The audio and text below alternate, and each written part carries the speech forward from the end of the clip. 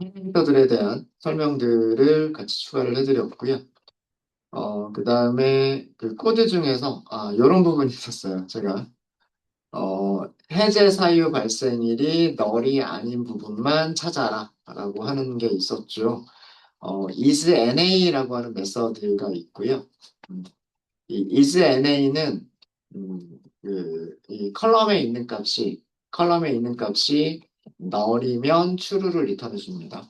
널이면 true를 리턴해 주고요. 그래서 우리가 원하는 게 널이 아닌 것들을 찾겠다라고 할 때는 앞에다가 not을 붙였는데 요거 조금 더 간단히 할 수 있는 함수가 있을 것 같은데라는 생각이 얼핏 들어서 쉬는 시간에 찾아봤더니 있더라고요. 음. 이렇게 하시면 될 것 같아요. 아파트, 그다음에 불리한 인덱싱이니까 컬럼 이름 선택해 주시면 되죠. 여기가 해제 사유 발생이었었죠. 그다음에 메서드 이름이 not na라고 하는 게 있어요. not na. 이걸로 볼까요? 아마 똑같이 보여줘. 85번, 208번, 85번, 208번 이렇게 보여주죠. not na라고 하는 메서드가 있습니다. is na의 반대라고 생각하시면 돼요. is na의 반대라고. 그래서 is na는 그 컬럼의 값이 널이면 true를 리턴해 주는 거고요.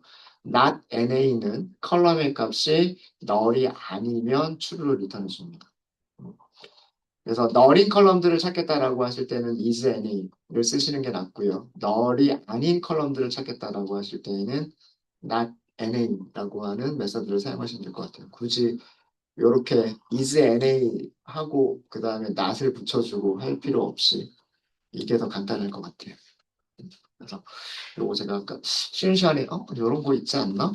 하고 잠깐 살펴봤는데 있더라고요. 그리고 여기서 한 거는 헤드사의 발생일이 그 문자열이었었다. 그래서 문자열을 날짜 시간으로 변환하는 그런 작업을 했고, 그다음 마찬가지로 등기 일자도 문자열이었었다. 그래서 문자열을 날짜 시간 타입으로 변환을 했다라고 하는 것들까지 저희가 지난 시간에 했었었습니다. 네, 질문 없으시죠? 어, 이렇게 할게요. 그 read CSV에서 판다스, 그다음에 read CSV 함수의 파라미터, 함수 파라미터를 설정해서 날짜로 취급한 컬럼의 형식, 날짜 포맷, 컬럼의 날짜 포맷을 설정하는 방법. 리드 CSV에서 한꺼번에 하는 방법도 있어요. 음, 우리가 전 시간에 한 거는 일단 데이터 프레임을 먼저 만들어 놓고요. 그 다음에 데이터 프레임의 인포를 보면서 컬럼을 하나씩 하나씩 우리가 보면서 얘가 날짜 타입이어야 되는데 문자열로 되어져 있구나. 뭐 이런 거를 한 거죠. 그래서 하나씩 하나씩 변화를 했었던 거예요.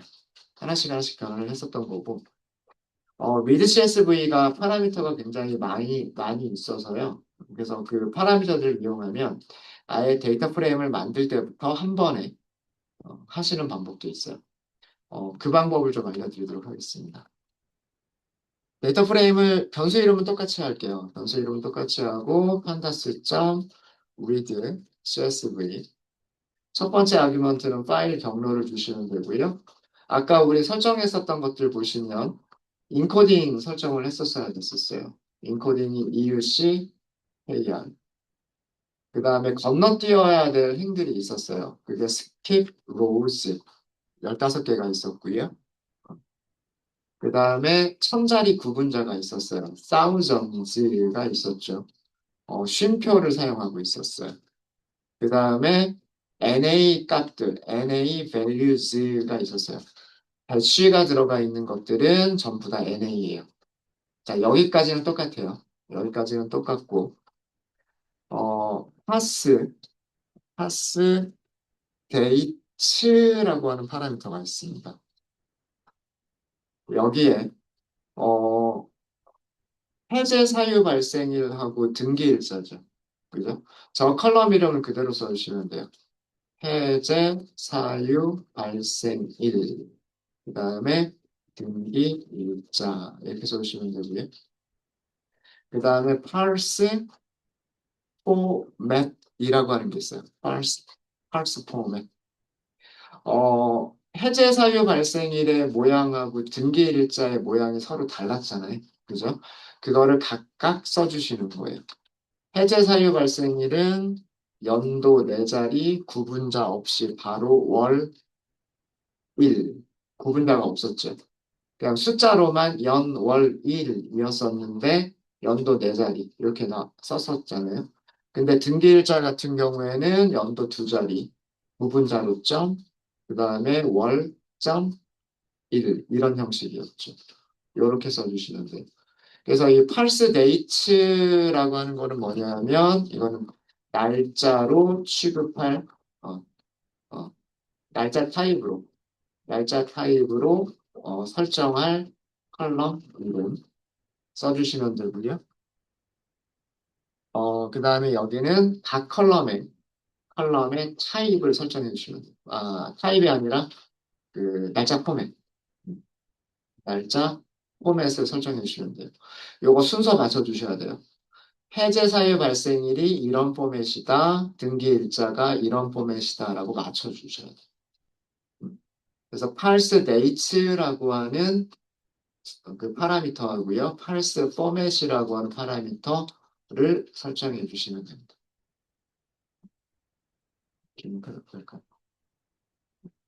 이렇게 해서 한 번에 끝내실 수도 있어요. 이렇게 하시면 잠시만요.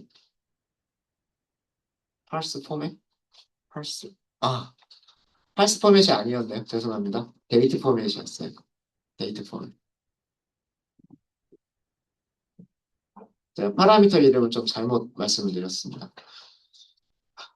parse는 분석하다, 뭐 그런 뜻이고요. 날짜로 분석하다, 이런 뜻이고, 그러면 날짜 포맷이 뭐냐? 그래서 parse dates와 dates 포맷입니다.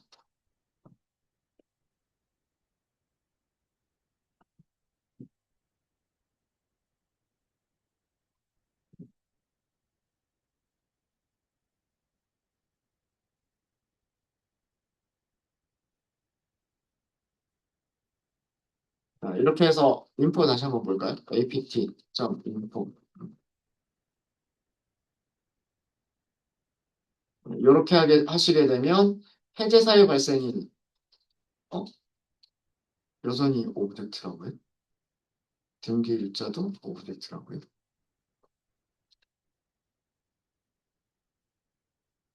어? 이상한데? 날짜 타입으로 변환이 안 됐나요?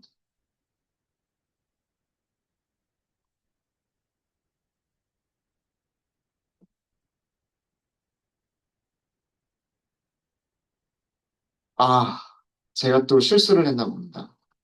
죄송해요. 아, 여기서는 리스트로 주면 안 되는 것 같아요. 리스트로 주면 안 되고, 해제 사유 발생일이 뭐다, 등기일자가 뭐다라는 걸 알려주셔야 돼요. 그래서 여기에 어떻게 쓰셔야 되냐면, 여기를 딕셔너리로 쓰세요. 딕셔너리로 쓰시고, 해제 사유 컬럼 이름을 P로 써주시고요. 그 다음에 포맷을 value로 써주세요. 연, 그 다음에 월, 일 이렇게 써주시고요. 그 다음에 등기 일자였었죠. 어, 이거는 연, 월, 일 이렇게 만들어주세요.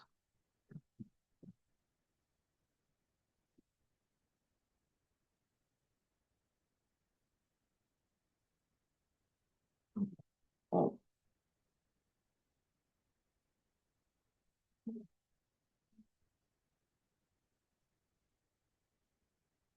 날짜 타입을 설정할 컬럼 이름들은 리스트로 전달해 주시고요. 그 다음에 날짜 포맷들은 딕셔너리로 전달해 주세요. 딕셔너리로. 여기는 리스트.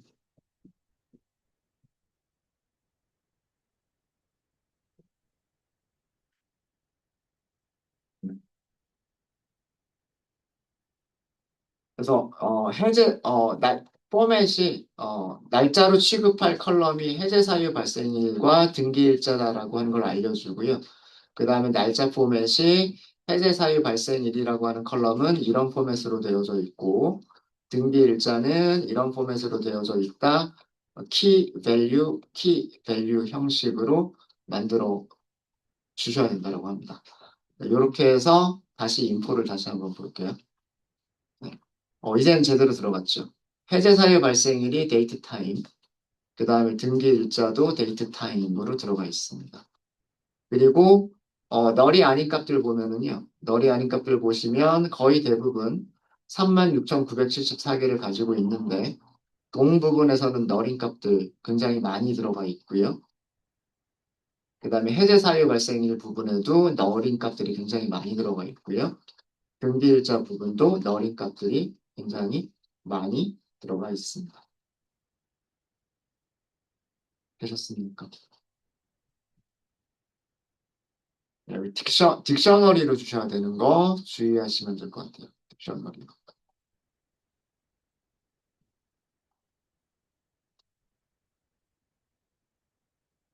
이렇게 해서 한 번에 끝내실 수도 이러면은 우리가 컬럼별로 하나씩 하나씩 하실 필요가 없으세요. 그러니까 이거는 그 CSV 파일의 전체 내용을 다 알고 있으면 이렇게 할 수가 있는 거죠.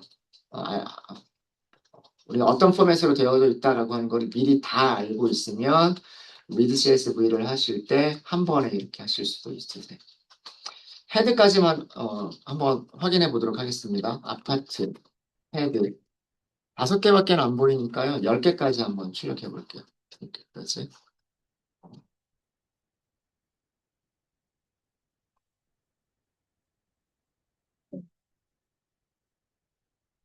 이렇게 해서 보시면은요. 일련 번호가 있고요. 시군구, 번지를 다시 본번과 부번으로 나눈 부분, 그리고 단지명, 전용 면적. 근데 컬럼 이름이 좀 사용하기 복잡하게 되어져 있죠. 제곱이라고 하는 것까지 우리가 써야 되니까 좀 불편해요. 계약 연월, 계약일, 거래금액, 동층. 동 부분 보시면 너린 부분들이 이렇게 보이죠. 그 다음에 매수자, 매도자, 건축 연도, 도로명 주소, 해제 사유 발생일, 여기는 NaN이 아니라 NaT라고 되어져 있죠. 이거는 날짜 타입이 아니다라는 뜻이고요. 널이라고 생각하시면 돼요. NaN이나 그 다음에 NaT나 전부 다 널이라고 생각하시면 됩니다.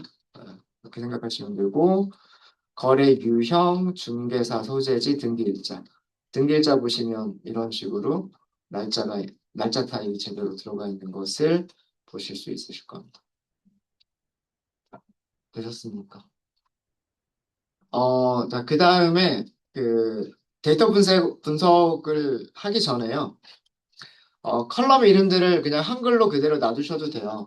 놔두셔도 되는데, 그럴 때는 우리 위에서 사용했었던 것 보면 항상 컬럼 이름, 그 다음에 연산자, 인덱스 연산자, 그 다음에 컬럼 이름을 문자열로 쓰시면 돼요. 문자열로 쓰시면 되고, 그 다음에 자동 완성 기능이 있기 때문에, 아파트, 이렇게 하면 이렇게 보여요. 이렇게 보이기 때문에 이런 식으로 컬럼 이름을 선택해서 쓰시면 오타 없이 사용 가능할 거예요. 거래 금액도 마찬가지일 거예요. 거래 금액이 아니라 전용 면적이라고 하는 거 있었죠. 전용 면적도 여기서 이렇게 선택해서 하시면은 입력이 돼요. 근데 여러분들 이런 기호, 실제로 타이핑해서 넣기가 되게 까다롭죠. 그죠? 이런 걸 실제로 타이핑해서 넣기가 되게 까다롭기 때문에 이런 녀석들을 다른 이름으로 좀 사용하기 쉽게 만드는 게 좀 좋지 않겠나라는 그런 생각이 있어요. 그래서 딱 두 개만 한번 바꿔볼게요. 이 괄호가 있는 전용 면적하고요. 그 다음에 거래 금액이라고 하는 그 컬럼 이름 부분만 좀 변경을 좀 하도록 하겠습니다. 그래서 그 사용하기 불편한 컬럼 이름들을 좀 간단히 변경을 하도록 하겠습니다. 요거는 복사를 좀 해줄게요. 요거 그대로 입력을 해야 되기 때문에 요 문자를 그대로 복사를 좀 하고요. 복사를 하고 컬럼 이름들을 변경하실 때 그러니까 하나씩 변경하실 때와 여러 개를 한꺼번에 변경하시는 방법이 있는데 여러 개를 한꺼번에 변경하실 때는요, rename이라고 하는 걸 사용하시면 돼요. 죄송해요. 네, 갑자기 얘가 왜 이렇게 돼버렸는지 모르겠는데 네. rename이라고 하는 게 있어요. rename이라고 하는 게 있고 매퍼라고 되어져 있죠. 이 매퍼라고 하는 게 있고 뭐 인덱스라고 하는 게 있고 컬럼스라고 하는 게 있어요. 우리는 컬럼 이름만 바꿀 거예요. 그래서 파라미터 중에서 컬럼즈라고 주시면 되고요. 여기도 딕셔너리로 주시면 돼요. 딕셔너리로 주시면 되는데 이거 이렇게 하지 말고 이렇게 하도록 하겠습니다. 이게 조금 더 보기가 좋을 것 같아요. 컬럼즈를 딕셔너리로 주시면 되고요. 그 다음에 in place라고 하는 파라미터가 있어요. 이거 true로 주도록 하겠습니다.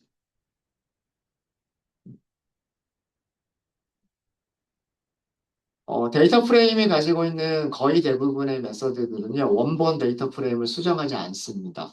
원본 데이터 프레임을 수정하지 않고 변경된 내용을 새로운 데이터 프레임으로 만들어주는 경우가 대부분이에요. 근데 inplace라고 하는 파라미터를 true로 바꿔주게 되면 원본 데이터 프레임을 변경하게 돼요. 그래서 요거는 원본 데이터 프레임을 변경하겠다는 뜻입니다. 자, 컬럼즈 부분에는요, 아까 복사했었던 전용 면적을 그냥 전용 면적 이렇게만 바꿀 거고요. 두 번째는 여기 이름 중에서 거래 금액 10,000원이라고 하는 컬럼이 있어요. 이런 컬럼이 있는데 네. 이게 실제 컬럼 이름, 이 컬럼 이름을 괄호 빼고요. 그냥 거래 금액이라고만 바꿀 거예요. 그러니까 딕셔너리에서 키 값이 바꾸기 전에 컬럼 이름이고요. value가 바꿀 컬럼 이름이에요. 원래 컬럼 이름은 거래 금액 괄호 10,000원이라고 되어져 있는데 간단하게 거래 금액으로 바꾸겠다는 뜻이고요. 원래 컬럼 이름은 전용 면적 괄호 제곱미터라고 되어져 있는데 괄호 제곱미터를 빼고 전용 면적으로만 바꾸겠다라는 뜻입니다. 그리고 이거는 그 원본 데이터 프레임을 변경하겠다는 뜻이에요. 이렇게 해서 실행을 해주시게 되면 다시 한번 아파트의 헤드를 10개만 다시 보시면요. 아까랑 조금 달라진 부분이 여기가 컬럼 이름 전원 면적으로 바뀌었어요. 여기도 거래 금액으로 바뀌었어요.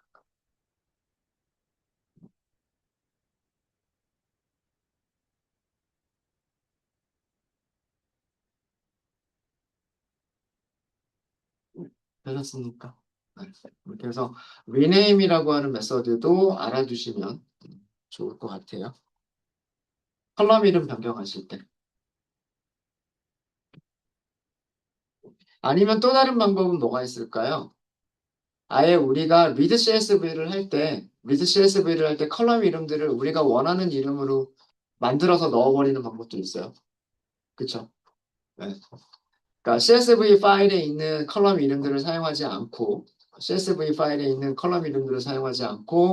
우리가 원하는 이름으로 그 바꿔서 만들 수도 있죠. 리드 CSV를 할 때부터 그렇게 하실 수도 있으십니다. 네, 그런 방법도 있고요. 여기서는 그냥 한글 컬럼 이름들 그냥 그대로 사용하려고 하고요. 대신에 요 좀 사용하기 복잡한 것들만 약간 간단하게 바꿔봤습니다. 숫자 타입 몇 개만 좀 분석해 보도록 하겠습니다. 여기서는 전용 면적이라고 하는 컬럼이 있고요. 거래 금액이라고 하는 컬럼이 있고요. 건축 연도라고 하는 컬럼이 있을 거예요. 보시면. 음, 사실 계약일은 크게 우리가 평균이나 표준 편차와 같은 그런 것들을 계산할 의미가 별로 없잖아요. 그 주소에서 본번이나 부번도 평균이나 표준 편차 같은 거 계산할 필요 별로 없죠. 그죠? 계약 연월이나 계약일도 평균이나 표준 편차를 계산해야 될 필요는 없겠죠. 평균이나 표준 편차 같은 그런 통계값이 필요한 컬럼들은 전용 면적, 거래 금액, 아파트 층수도 그렇게 뭐 평균이나 표준 편차는 필요 없을 것 같고, 건축 연도 같은 경우에는 뭐 최소값, 최대값 찾아보는 거 의미가 있을 수도 있을 것 같고요. 그죠? 그래서 여기서 전용 면적하고 거래 금액하고 건축 연도만 한번 선택해 봤어요. 그래서 건축 연도의 기술 통계량을 한번 좀 볼게요. 자, 이렇게 하실 때는 어떻게 하시면 되냐면 컬럼들을 선택하시면 돼요. 전용 면적, 거래 금액, 건축 연도. 이렇게 하면 딱 3개의 컬럼만 선택이 되죠. 데이터 프레임에서 컬럼 3개를 선택하는 방법이잖아요. 여기에서 메서드 호출하시면 되죠. describe.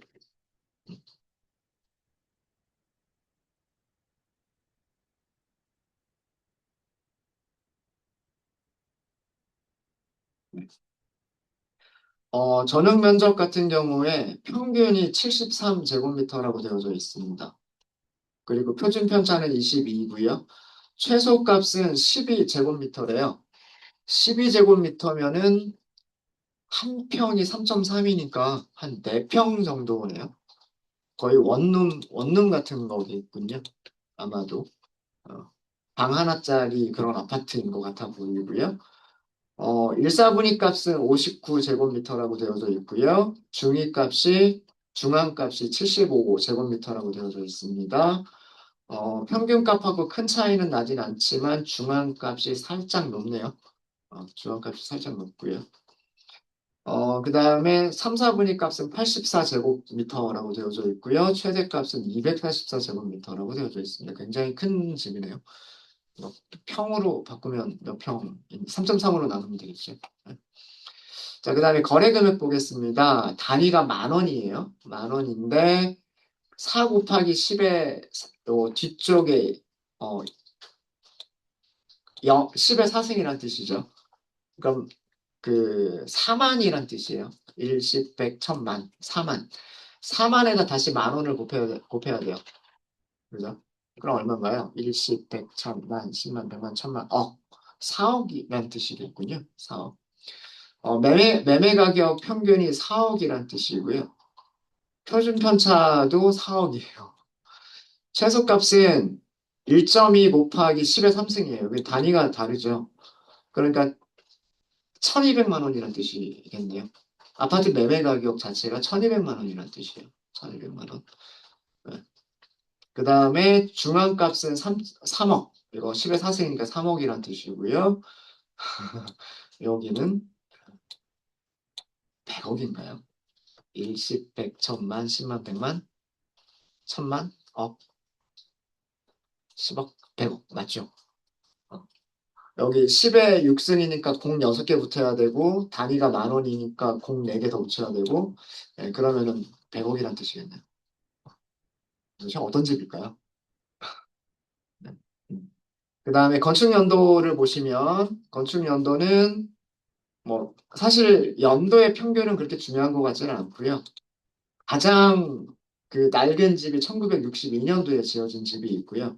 그 다음에 가장 최근에 지어진 아파트가 2025년도에 지어진 아파트가 있어요. 그러니까 이거 같은 경우에는 신규 분양을 한 아파트인 것 같고요. 그 다음에 1962년도에 지어진 그런 아파트도 매매가 된 것을 보실 수가 있으세요. 네, 되셨습니까? 저희가 아파트 거래 가격을 분석하려고 하는 거니까 요 최소값하고 최대값만 한번 볼까요? 요것만 한번 살펴보도록 하겠습니다. 자, 무엇을 살펴볼 거냐면 거래금액, 음, 거래금액 최소값인 행하고요. 또는 최대값인 행을 찾아보도록 하겠습니다.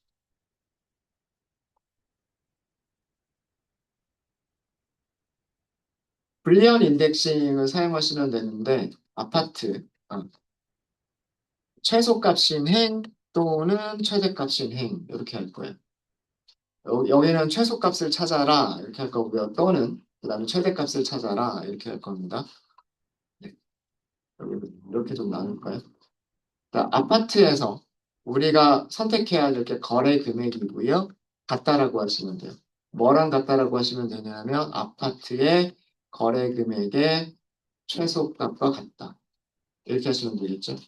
마찬가지로 아파트의 거래 금액이 같다라고 하시면 되는데 아파트 거래 금액 최대값 이렇게 하시면 되겠죠. 세 개가 나오네요. 그죠? 1200만 원이 여기 전라남도 고흥에 있는 두 개의 아파트였었어요. 전용 면적은 22제곱미터. 7평이 안 되겠네요. 한 6평 정도 되려나요? 네. 같은 단지에 있는 아파트였네요. 보니까 주소가 똑같아요. 주소가 똑같은데 계약일이 살짝 다르고 층수도 같네요. 음. 거래일이 조금 다른 건데 똑같이 1200만 원이었었고요. 그리고 22제곱미터짜리였었어요. 그 다음에 여기는 100억인데요. 100억짜리는 압구정동에 있는 전용 면적이 198제곱미터인 아파트였었습니다. 76년도에 지어진 아파트인데도 이렇게 비싸게 팔리는군요. 여기까 이렇게 해서 저희가 그 데이터 프레임 만들어 봤고요. 데이터 프레임 만들어 봤고 그다음 데이터 프레임에서 숫자 타입으로 관심 있는 변수들 조금 살펴봤고요. 살펴봤고 어 그다음에 요거 한번 숫자 타입인 경우에는 저희가 관심이 있었던 게 전용 면적하고요. 그다음에 거래 금액하고 건축 연도 요런 거가 관심이 있었고요. 관심이 있었고 만약에 여기에서 범주형으로 처리, 살펴볼 수 있는 건 뭐가 있을까요?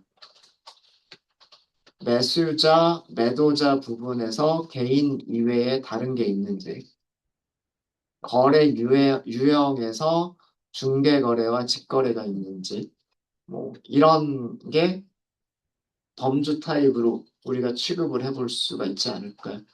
그죠? 범주 타입으로 취급해 볼 수 있는 컬럼에 대해서 잠깐만 살펴보도록 하겠습니다. 아파트고요.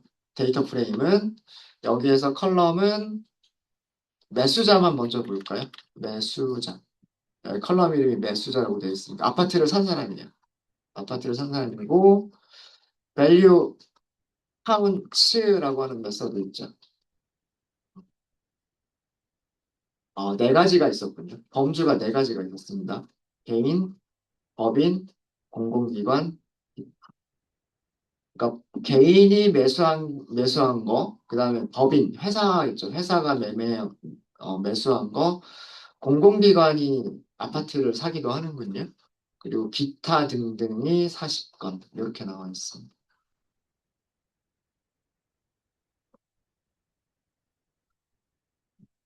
그러니까 개인 거래가 압도적으로 많다라는 그런 얘기죠. 개인 거래가 압도적으로 많다는 얘기고요. 그럼 매도자 쪽에서도 볼까요? 아파트의 매도자 쪽에서도 보도록 하겠습니다. 매도자. 마찬가지로 밸류 카운츠를 볼 수가 있겠죠.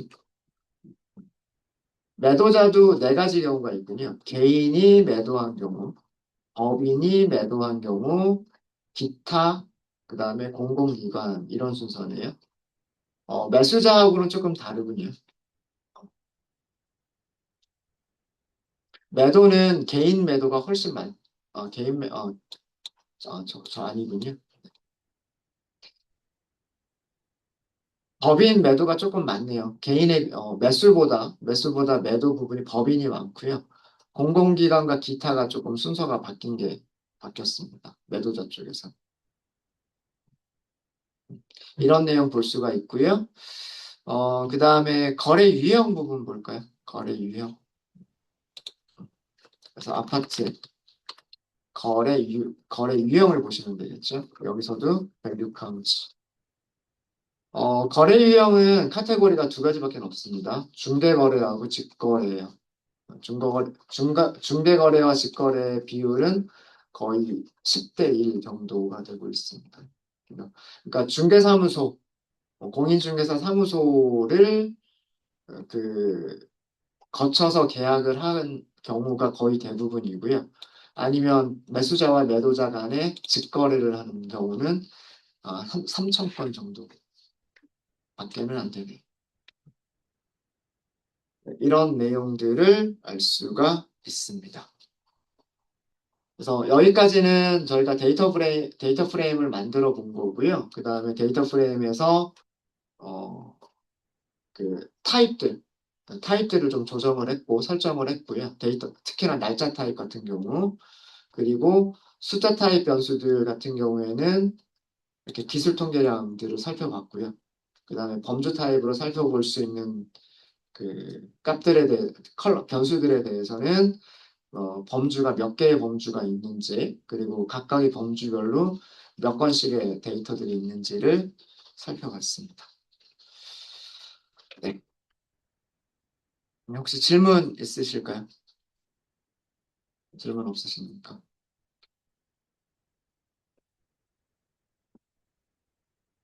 그럼 이번에는 그 아파트 전용 면적에 대한 분석을 좀 해보도록 하겠습니다.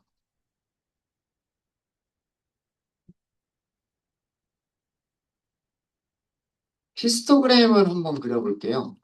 SNS, 히스트플러, 데이터 프레임은 아파트, 그리고 X축을 전용 면적 이렇게 하도록 하겠습니다. 그리고 plt.show 이렇게 하시면 되겠죠. 거의 뭐 선그래프처럼 이렇게 나오죠. 자, 이거는 막대 개수들이 너무 많아서 이렇게 보이는 거고요. 막대 개수를 좀 줄여볼게요. 막대 개수를 줄일 때에는 민스를 이용하시면 돼요.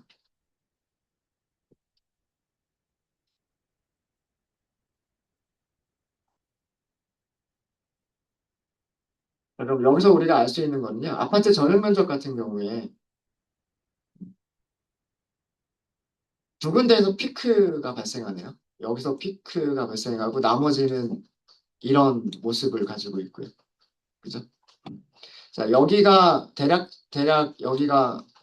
50이니까 뭐 60, 70, 80, 90, 여기가 100 이렇게 되어 있군요. 그러니까 여기는 대략 한 60제곱미터 정도 아닐까요? 60제곱미터 정도일 것 같고 이쪽은 대략 80에서 90제곱미터 그 사이일 것 같아요. 그죠?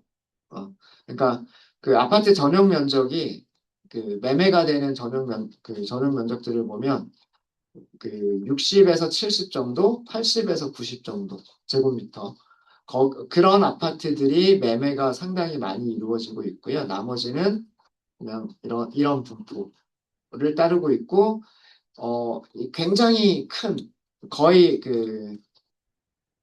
거의 바닥에 붙어 있지만, 그러니까 매매 건수가 한두 건밖에 없지만, 그런 아파트들도 이렇게 전용 면적이 굉장히 큰 그런 아파트들도 약간씩 있다라고 하는 걸 알 수가 있습니다.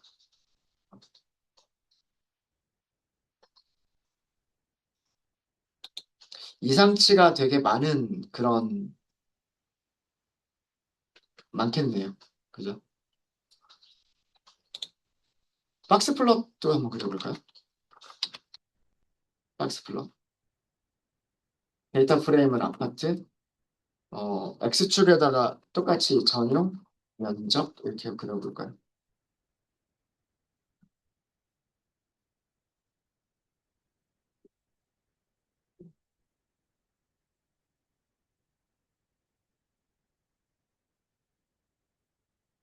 그러니까 그 아파트 한 달 동안에 아파트 매매가 3만 6천 건 정도였었잖아요. 3만 6천 건 중에서 50%. 그러니까 여기가 하위 25%, 여기가 상위 75%잖아요. 그러니까 여기가 중간에 50%예요. 3만 6천 건 중에서 절반이면 18,000 건. 18,000 건의 아파트 매매가 이루어진 거는 이 구간이에요. 그러니까 60에서부터 90이 안 되겠죠. 그죠? 요 정도 아파트들이 매매가 제일 많이 이루어지는 아파트들이고요. 그 다음에 박스에 1.5배.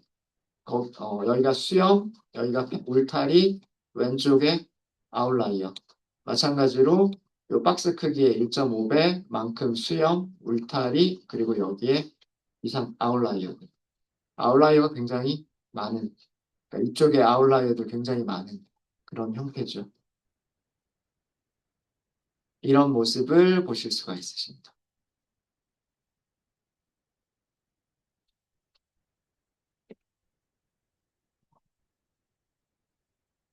자, 그 다음에는 거래 금액도 한번 살펴볼게요. 아까 이번에는 여기 아니고 텍스트.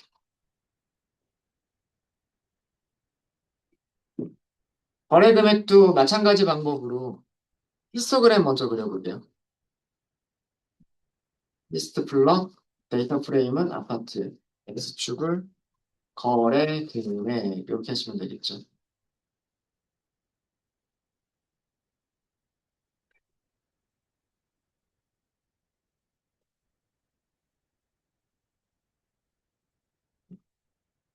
거의 대부분의 극단적으로 왼쪽에 치우쳐져 있는 그런 구조예요. 아파트 거래 금액을 보시면 극단적으로 왼쪽에 치우쳐져 있고요. 그 다음에 오른쪽으로 굉장히 그 외도가 큰 양의 외도인데 외도가 굉장히 큰 그런 모습을 보실 수가 있으십니다. 그러니까 거의 대부분의 아파트들은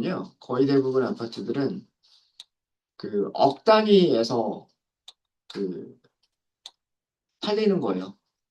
그런데 정말 뭐 10억이 넘거나 100억이 넘거나 이런 아파트들은 정말 몇 개 안 되는데 있긴 있다는 얘기죠. 그런 모습을 보실 수가 있습니다.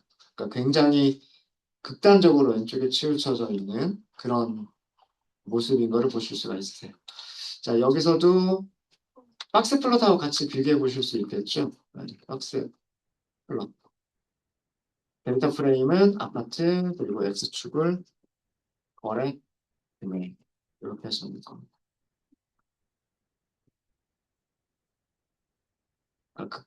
이상치들이, 아웃라이어들이 오른쪽에 엄청 많죠. 그러니까 대부분의 금액은 50%는 요 박스 안에 다 있어요. 3만 6천 개 거래된 아파트들 중에서 18,000개 거래된 아파트들은 전부 다 이 금액 안에 다 있습니다. 이 금액 안에. 나머지는 아웃라이어들. 네, 되셨을까요? 혹시 질문 있으십니까? 음. 그래서 그 실수 타입들, 연속형 타입들 몇 가지 저희가 살펴봤고요. 그리고 히스토그램 그려보면서 왼쪽으로 치우쳐져 있는지 오른쪽으로 치우쳐져 있는지 아니면 뭐 정규 분포를 따르는지 이런 내용들 살펴봤고요. 그 다음에 카테고리로 취급할 수 있는 변수들이 어떤 것들이 있고 그러면 그 카테고리 유형들이 두 가지가 있는지 네 가지가 있는지 이런 것도 저희가 살펴봤습니다. 네, 이번 시간은 여기까지 하고요. 혹시 질문 있으십니까? 질문 없으세요? 네, 질문 없으시면 다음 시간에 파생 변수 추가하는 거 해보고요.